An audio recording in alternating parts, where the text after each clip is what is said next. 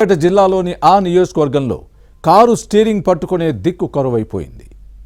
పవర్లో ఉన్నప్పుడు అంతా తామేనని హవా నడిపిన నేతలు గత ఎన్నికల్లో ఓటమి తర్వాత తాళాలు పక్కన పడేసి వెళ్లిపోయారు. పదవి అనుభవించిన లీడర్ వేరే పార్టీలో చేరిన క్యాడర్ చెక్కు చెదరలేదు.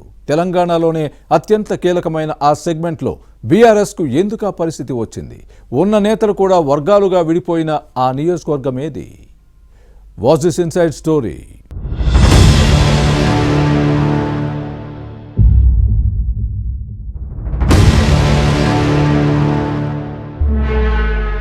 సూర్యాపేట జిల్లా హుజూర్ నగర్ నియోజకవర్గంలో కారు స్టీరింగ్ పట్టుకునే నేతలు కరువయ్యారు. భూతద్దం పెట్టి వెతికిన పార్టీ అధినాయకత్వానికి సమర్థుడైన నేత కనిపించడం లేదని అంటారు. హుజూర్ నగర్ స్థానం కాంగ్రెస్ కు కంచుకోట. మంత్రి ఉత్తమ్ కుమార్ రెడ్డి ప్రస్తుతం ప్రాతినిధ్యం వహిస్తున్నారు. 2018లో ఇక్కడి నుంచి గెలిచిన ఉత్తమ్ ఆ తర్వాత నల్గొండ కాంగ్రెస్ ఎంపీగా ఎన్నికవడంతో ఎమ్మెల్యే పదవికి రాజీనామా చేశారు. దీంతో హుజూర్ నగర్ స్థానానికి జరిగిన ఉప ఎన్నికలో గులాబీ దళపతి కేసీఆర్ తనదైన వ్యూహంతో ఉత్తమ్ కుమార్ రెడ్డి సతీమణి పద్మావతిని ఓడించి శానంపూడి సైదిరెడ్డిని ఎమ్మెల్యేగా గెలిపించారు.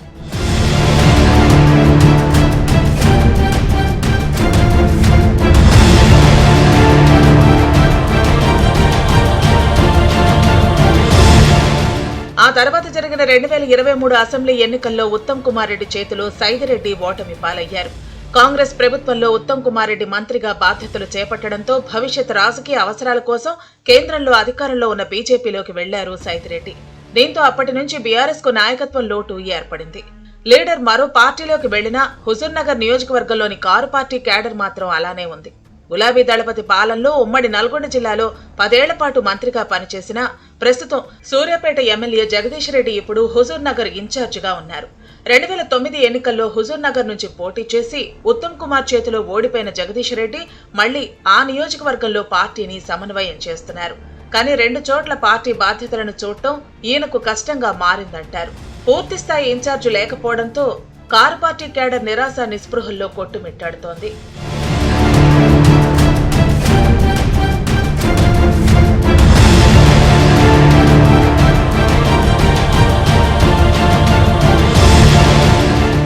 మంత్రి ఉత్తమ్ కుమార్ రెడ్డిని రాజకీయంగా ఎదుర్కొనే దీటైన నేత బీఆర్ఎస్ లో లేకపోవడం హుజూర్ నగర్ లో పార్టీకి పెద్ద లోటు.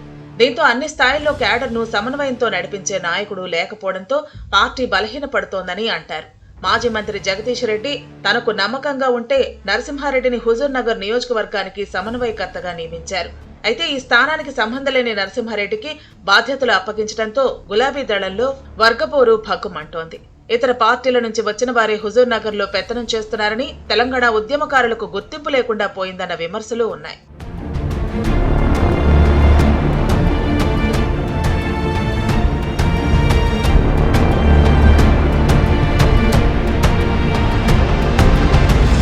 బీఆర్ఎస్ 10 ఏళ్ల పాలనలో తెలంగాణ ఉద్యమకారుల్లో ఒక్కరికి నామినేటెడ్ పదవి దక్కలేదు. దీంతో వారంతా ఒక వర్గంగా ఉంటే ఇతర పార్టీల నుంచి వచ్చి ప్రజాప్రతినిధులుగా వ్యవహరించిన వారంతా మరో వర్గంగా ఉన్నారు.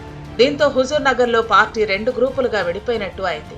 ఈ నెల 2న జరిగిన తెలంగాణ ఆవిర్భావ దినోత్సవాన్ని వేర్వేరుగా నిర్వహించడం వర్గ విభేదాలకు అద్దం పడుతోంది. ఉద్యమకారులు హుజూర్ నగర్ ఇందిరా సెంటర్లో జాతీయ జెండాను ఆవిష్కరిస్తే మరో వర్గం పాత బస్టాండ్ దగ్గర ఉన్న అమరవీరుల స్తూపం దగ్గర వేడుకలు నిర్వహించారు. మాజీ జెడ్పీటీసీ కొప్పుల సైదిరెడ్డి ఒక వర్గానికి నేతృత్వం వహిస్తున్నారు.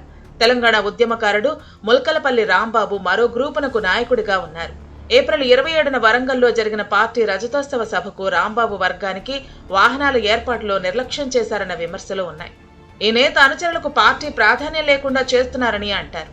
పార్టీ సమావేశాల సమాచారం కూడా ఇవ్వటం లేదు. 20 ఏళ్లుగా బీఆర్ఎస్ లో ఉద్యమాలు చేసిన చిలకరాజు అజయ్ కుమార్, దొడ్డ నరసింహారావు వంటి పలువురు నాయకులను విస్మరించడంతోనే ఆధిపత్య పోరు జరుగుతోందన్న విమర్శలు ఉన్నాయి.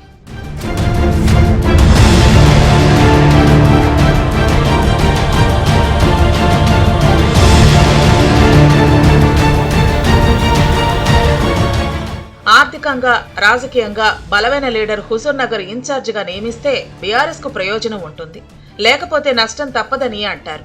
గ్రూపు రాజకీయాలకు అతీతంగా అందరినీ కలుపుకొని పోయే నేతకు పార్టీ బాధ్యతలు అప్పగిస్తే వచ్చే ఎన్నికల్లో మంచి ఫలితం వస్తుందని, లేకపోతే మరింత నష్టం తప్పదని క్యాడర్ ఆందోళన వ్యక్తం చేస్తోంది. మరి పార్టీ అధినాయకత్వం ఎలాంటి దిద్దుబాటు చర్యలు చేపడుతుందో చూడాలి.